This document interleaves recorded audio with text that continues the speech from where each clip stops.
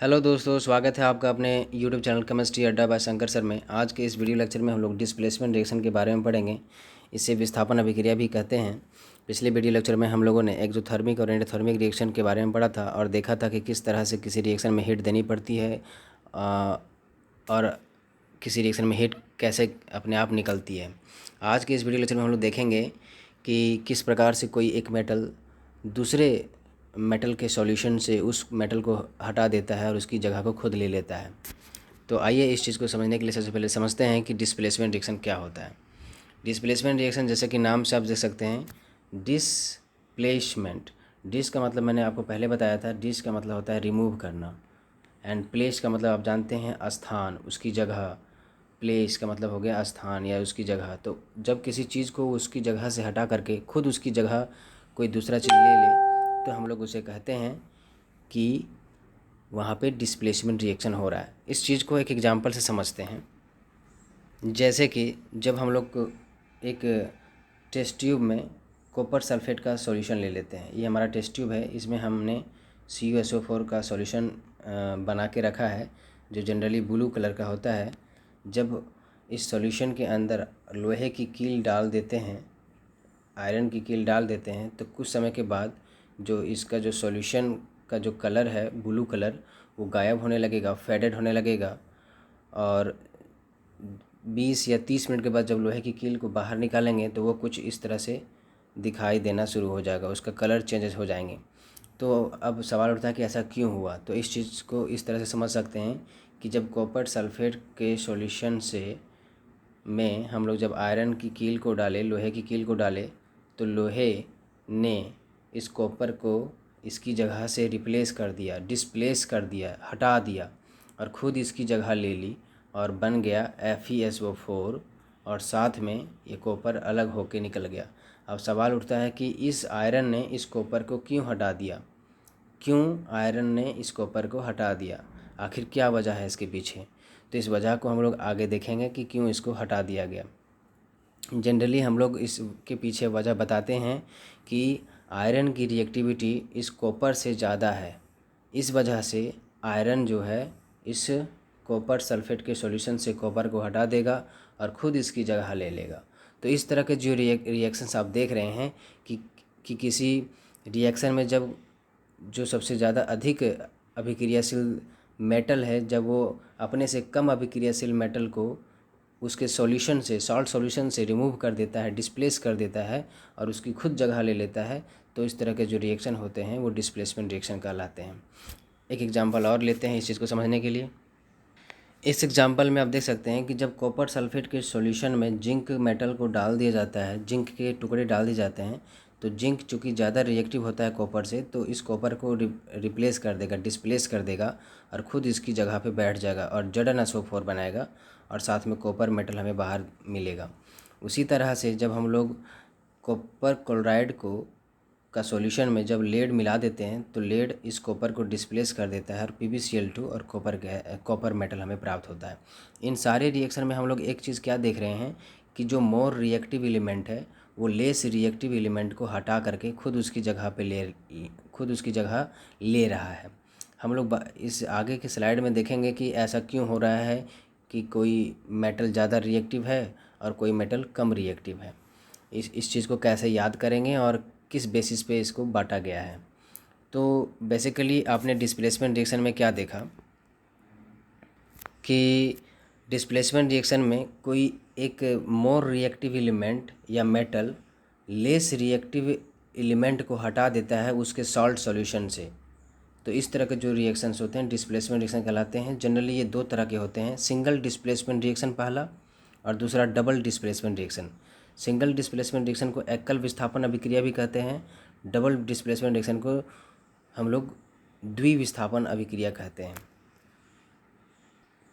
आइए देखते हैं कि सिंगल डिस्प्लेसमेंट रिएक्शन सबसे पहले क्या होती है। सिंगल डिस्प्लेसमेंट रिएक्शन जैसे कि नाम से पता चल रहा है कि सिंगल एटम या सिंगल मेटल डिस्प्लेस होगा अपने सॉल्यूशन से। जैसे कि जब जिंक को कॉपर सल्फेट के सॉल्यूशन में मिक्स करते हैं तो जिंक जो है कॉपर को डिस्प्लेस कर दिया, कोई एक सिंगल एटम जो है अपनी जगह से डिस्प्लेस हुआ और हमें ZnSO4 और कॉपर दिया। तो इस तरह का जो रिएक्शन है जिसमें सिंगल एलिमेंट का डिस्प्लेसमेंट देखने को मिल रहा है, जिसमें कोई more reactive element less reactive element को उसके सॉल्ट सॉल्यूशन से हटा देता है, उसे हम लोग सिंगल डिस्प्लेसमेंट रिएक्शन कहते हैं। और एग्जांपल देख सकते हैं कि जब आयरन को कॉपर सल्फेट के सॉल्यूशन में मिलाते हैं तो उसका जो नीला कलर है वो गायब होने लगता है, FeSO4 बनने लगता है और कॉपर मेटल हमें मिलता है। उसी तरह से जब लेड को कॉपर क्लोराइड के सॉल्यूशन से मिलाते हैं तो PbCl2 और कॉपर हमें प्राप्त होता है। लेकिन अगर इसका रिवर्स कर दें, जब हम आयरन को जिंक सल्फेट के सॉल्यूशन से मिलाएंगे तो किसी तरह का रिएक्शन नहीं होगा। उसी तरह से जब कॉपर को आयरन सल्फेट के सॉल्यूशन में मिलाएंगे तो किसी तरह का रिएक्शन नहीं होगा, क्योंकि आयरन जिंक से ज़्यादा अभिक्रियाशील नहीं है। उसी तरह से कॉपर आयरन से ज़्यादा अभिक्रियाशील नहीं है, तो ये कॉपर इस आयरन को रिमूव नहीं कर पाएगा उसकी जगह से, वो कमज़ोर है। तो इस तरह से सिंगल डिस्प्लेसमेंट रिएक्शन आपने समझा। अब देखते हैं हम लोग कि डबल डिस्प्लेसमेंट रिएक्शन क्या होता है। डबल डिस्प्लेसमेंट रिएक्शन जैसे कि नाम से पता चल रहा है डबल, यानी कि डबल मेटल्स का आपस में पोजीशन जो है रिप्लेस होगा या पोजीशन का चेंज होगा। तो बेसिकली इसमें जो आयंस रहते हैं वो एक्सचेंज करते हैं अपने अपने पोजीशंस को।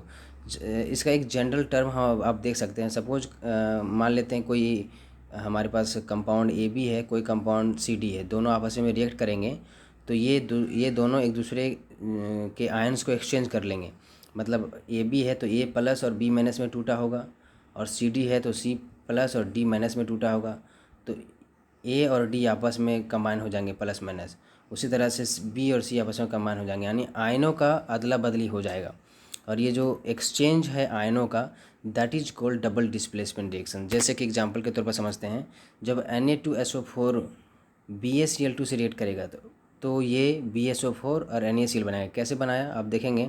Na2SO4 आयन के रूप में टूटेगा तो 2Na प्लस और SO4 2 माइनस बनाएगा। और जब बेरियम क्लोराइड टूटेगा तो Ba2 प्लस और 2Cl माइनस बनेगा। तो ये Na प्लस और Cl माइनस आपस में मिलकर NaCl बना देंगे, और Ba और SO4 BaSO4 मिलके बन जाएंगे। तो इस तरह से आपने देखा कि आयनों का एक्सचेंज हो रहा है। तो जो आयनों का एक्सचेंज हो रहा है, इसमें दो जो मेटल हैं वो आपस में अपने अपने आयन्स को रिप्लेस करके डिस्प्लेस करके एक दूसरे की जगह ले लिए। तो इस तरह का जो रिएक्शन है वो डबल डिस्प्लेसमेंट रिएक्शन कहे जाते हैं। उसी प्रकार से जब लेड नाइट्रेट को Ki से ट्रीट कराते हैं तो ये लेड इसके आयोडीन को ले लेता है और ये इसका पोटेशियम इसके नाइट्रेट को ले लेगा, और इस तरह से आयनों का एक्सचेंज होगा और हमें डबल डिस्प्लेसमेंट रिएक्शन देखने को मिलेगा। अब हम लोग देखने की कोशिश करते हैं कि कोई मेटल किसी दूसरे मेटल को क्यों डिस्प्लेस कर रहा है, आखिर किस आधार पर हम लोग उसकी रिएक्टिविटी को जज करते हैं। रिएक्टिविटी सीरीज़ को हम लोग 11 क्लास में डिटेल से पढ़ेंगे। अभी मैं सिंपली आपको बता देता हूँ कि रिएक्टिविटी सीरीज़ को बनाने का जो बेसिस है वो उनके आयनाइजेशन एंथैल्पी या आयनाइजेशन पोटेंशियल के आधार पर हम लोग डिसाइड करते हैं कि कौन कितना ज़्यादा रिएक्टिव है। तो रिएक्टिविटी सीरीज़ जब मैं पढ़ाऊँगा 11 क्लास में आयनाइजेशन एनर्जी और आयनाइजेशन एंथैल्पी, तो मैं बताऊँगा कि किस प्रकार से कोई मेटल जो है अपनी रिएक्टिविटी डिटरमाइन करता है और किस प्रकार से हम कह सकेंगे कि कोई मेटल कितना ज़्यादा रिएक्टिव है। अभी मैंने एक चार्ट लिखा है, इस चार्ट को, इस सीरीज़ को आपको याद करना है, जिसमें आप देख सकते हैं कि मैंने एलिमेंट्स के नाम लिखे हैं एक क्रम में। Potassium, sodium, calcium, magnesium, aluminium, carbon, zinc, iron, tin, lead, hydrogen, copper, silver, gold, platinum. ये जो सीरीज़ देख रहे हैं ये एक रिएक्टिविटी सीरीज़ है। सबसे ऊपर में लिथियम रहता है बेसिकली। तो ये जो सीरीज़ देख रहे हैं वो रिएक्टिविटी सीरीज़ कहलाता है, और ये रिएक्टिविटी सीरीज़ उनके आयनाइजेशन पोटेंशियल के आधार पर तय की जाती है। जिसे हम लोग 11 क्लास में पढ़ेंगे। इस ट्रिक यहाँ पे आप देख सकते हैं, जो सबसे ऊपर में है वो सबसे ज़्यादा रिएक्टिव है। मतलब पोटेशियम जो है वो सभी को रिप्लेस कर सकता है। उसी तरह से सोडियम जो है इस पोटेशियम को छोड़ के बाकी सबको रिप्लेस कर सकता है। उसी तरह से कैल्शियम जो है उस सोडियम और पोटेशियम और ऊपर में जो लिथियम है वो सबको छोड़ करके नीचे जो अपने नीचे है वो सबको रिप्लेस कर सकता है, लेकिन ऊपर वाले को रिप्लेस नहीं कर सकता है। उसी प्रकार से मैग्नीशियम जो है कैल्शियम, सोडियम, पोटेशियम को छोड़ के बाकी सबको रिप्लेस कर सकता है। उसी प्रकार से जब हम जिंक की बात करें तो जिंक जो है carbon, aluminium, magnesium, calcium, sodium और पोटेशियम, इन सब को छोड़ के बाकी जो नीचे वाले हैं जिंक के, आज जैसे कि आयरन, टीन, लेड, इन सब को रिप्लेस कर सकता है। तो इस प्रकार से आपने देखा कि कौन किसको रिप्लेस कर सकता है। इस चीज़ को कैसे याद कर सकते हैं हम लोग, तो इस चीज़ को आप इस तरह से याद कर सकते हैं, please stop calling me a careless zebra, instead try learning how copper shapes gold and platinum. तो इस चीज़ को आप इस तरह से अगर याद कर लेंगे तो आपको ये रिएक्टिविटी सीरीज याद हो जाएगी। यहाँ पे पी से हमारा तात्पर्य हो गया पोटेशियम, एस से सोडियम, कॉलिंग से कैल्शियम, एम ई से मैग्नीशियम, ए से एल्युमिनियम, केयरलेस मतलब कार्बन हो गया, जेब्रा मतलब जिंक, इंस्टीड मतलब आयरन हो गया, ट्राई मतलब टीन हो गया, लर्निंग मतलब लेड हो गया, हाउ मतलब हाइड्रोजन, कॉपर मतलब कॉपर, शेप्स मतलब सिल्वर, गोल्ड एंड प्लेटिनम। तो ये जो रिएक्टिविटी सीरीज़ है इसे आप याद करेंगे, समझेंगे, ये काफ़ी हेल्पफुल रहेगी। इससे एग्ज़ाम में परीक्षा में पूछ सकता है कि आपको 4 ऑप्शन दिए रहेंगे, सोडियम, कैल्शियम, एल्युमिनियम, आयरन, बोलेगा इसमें से कौन सबसे ज़्यादा रिएक्टिव मेटल है, तो आपको सोडियम पे टिक करना होगा। तो ये काफ़ी ज़्यादा इम्पोर्टेंट है। सबसे ऊपर में जो एलिमेंट देख रहे हैं, सबसे पहले तो लिथियम रहता है, उसके बाद पोटेशियम, सोडियम, सबसे ऊपर वाला जो है वो सबसे ज़्यादा मोस्ट रिएक्टिव है, और सबसे नीचे वाला जो आप देख रहे हैं वो सबसे लीस्ट रिएक्टिव मेटल है।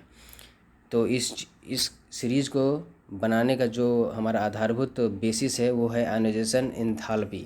इस चीज़ को हम लोग 11वीं क्लास में डिटेल से पढ़ेंगे, तो ये सीरीज़ आपको अच्छे से समझ में आ जाएगी। बेसिकली अभी आपको ये सीरीज़ याद रखना होगा इस ट्रिक के माध्यम से। अब हम लोग देखते हैं कि डबल डिस्प्लेसमेंट रिएक्शन भी कितने तरह के होते हैं। डबल डिस्प्लेसमेंट रिएक्शन में हम लोगों ने देखा कि आयनों का अदला बदली होता है और 2 नए नए तरह के फिर कंपाउंड्स आपको देखने को मिलते हैं। इस चीज़ को बेसिकली 2 रूपों में बांट सकते हैं। पहला हम लोग प्रेसिपिटेशन रिएक्शन और दूसरा न्यूट्रलाइजेशन रिएक्शन। प्रेसिपिटेशन रिएक्शन को बोलते हैं हम लोग अवक्षेपण अभिक्रिया, और न्यूट्रलाइजेशन रिएक्शन का मतलब हो गया हम लोग उदासीनीकरण अभिक्रिया। तो प्रेसिपिटेशन रिएक्शन में जैसे कि नाम से पता चल रहा है कि अवक्षेप का निर्माण होगा, वैसी अभिक्रिया जिसमें जो सॉल्युबल आयन्स हैं अलग अलग सॉल्यूशन में, जैसे BaCl2 का सॉल्यूशन एक हमारे पास है और दूसरा सोडियम सल्फेट का सॉल्यूशन है, इन दोनों को आपस में जब मिला देंगे तो ये आपस में आयनों का एक्सचेंज करेंगे। Ba और सल्फेट मिल करके BaSO4 बना लेगा, और सोडियम और क्लोरीन मिलकर सोडियम क्लोराइड बना लेगा। तो ये जो BaSO4 है वो बर्तन के नीचे, चूँकि ये सॉलिड स्टेट में रहता है तो ये बर्तन के जाके निचले हिस्से में जाके बैठ जाएगा, और ये जो सॉलिड का मटेरियल देख रहे हैं BaSO4 वो बर्तन के तली में बैठ जाता है, तो उसे हम लोग प्रेसिपिटेट कहते हैं, और उसी के नाम पर प्रेसिपिटेशन रिएक्शन दिया गया है। तो प्रेसिपिटेशन रिएक्शन में बेसिकली आपने देखा कि हमें किसी तरह का एक सॉलिड मटेरियल प्राप्त होता है जिसे हम लोग प्रेसिपिटेट कहते हैं, और वो जाके परख नली के निचले वाले हिस्से में जाके बैठ जाता है क्योंकि वो सॉलिड मास होता है। यहाँ पर अभी आपने देखा कि Ba जो है Ba2+ और 2Cl-, जब ये टूटेगा BaCl2 इस तरह से बनेगा। Na2SO4 जब टूटेगा तो 2Na+ बनेगा और SO4 2- बनेगा। तो आपस में आयनों का एक्सचेंज होगा यहाँ पे, जो कि ये एक तरह का क्या है, डबल डिस्प्लेसमेंट रिएक्शन है। तो BaSO4 बनेगा और ये दोनों आपस में मिलेंगे तो 2NaCl बन जाएगा। तो ये प्रेसिपिटेशन रिएक्शन का एक एग्जाम्पल हो गया। उसी तरह से अगर हम लोग न्यूट्रलाइजेशन रिएक्शन की बात करें उदासीनीकरण अभिक्रिया में, तो इस अभिक्रिया में क्या होती है कि कोई एसिड कोई बेस से रिएक्ट करता है और हमें सॉल्ट और वाटर देता है। एज फॉर एग्जांपल मान लेते हैं कि हमने HCl लिया है जो कि एक एसिड है, जब इसे किसी बेस में मिला देते हैं जैसे NaOH में मिला देंगे तो HCl H+ में टूट जाता है और Cl- में, NaOH टूटेगा Na+ में और OH- में, तो आपस में फिर आयनों का एक्सचेंज होगा। तो आयनों का एक्सचेंज किस प्रकार से होगा, इसका वाला माइनस इससे इसके प्लस से, इसका वाला प्लस इसके माइनस से मिल जाएगा, तो NaCl बनेगा जो कि एक सॉल्ट है, और OH और H मिलके वाटर बना देगा। तो जब कभी भी जब कोई एसिड कोई बेस से रिएक्ट करेगा तो सॉल्ट बनेगा और वाटर बनेगा, हमेशा याद रखेंगे इस चीज़ को। यहाँ भी देख सकते हैं कि H2SO4 और NaOH जब आपस में मिल रहे हैं तो सॉल्ट बन रहा है, और सॉल्ट बन रहा है प्लस हमारे पास वाटर का फॉर्मेशन हो रहा है। यहाँ पे ये गलत लिखा हुआ है, यहाँ पे हमें वाटर मिलेगा। जैसे कि H2SO4 जब टूटेगा तो 2H+ में टूटेगा और प्लस SO4 2- में टूटेगा, और जब NaOH टूटेगा तो Na+ में टूटेगा और OH- में टूटेगा। तो ये प्लस इसका वाला प्लस इसके माइनस से रिएक्ट करेगा तो H+ और OH- आपस में वाटर बना लिए, और इसका प्लस इसका माइनस रिएक्ट करेगा तो हमारे पास Na2SO4 बन जाएगा। तो इस तरह से हमने देखा कि डिस्प्लेसमेंट रिएक्शन क्या होता है, उसके कितने टाइप्स हैं, और डबल डिस्प्लेसमेंट रिएक्शन के कितने टाइप्स हो गए, प्रेसिपिटेशन रिएक्शन और न्यूट्रलाइजेशन रिएक्शन। और हम लोगों ने देखा कि कोई मेटल किसी दूसरे मेटल को क्यों रिमूव कर देता है, क्योंकि उसकी रिएक्टिविटी उस मेटल से ज़्यादा होती है। और रिएक्टिविटी को हम लोग कैसे डिटरमाइन करते हैं, उसके आयनाइजेशन एंथैल्पी से, जो कि हम लोग 11 क्लास में डिटेल से पढ़ेंगे। इसके ऊपर मैं अलग से वीडियो बनाऊंगा। आई होप चीज़ें आपको समझ में आ गई होंगी। अगर किसी तरह का डाउट हो तो आप मुझे कमेंट सेक्शन में पूछ सकते हैं। Thank you for watching my videos. Please do subscribe and share to your friends and colleagues. Thank you.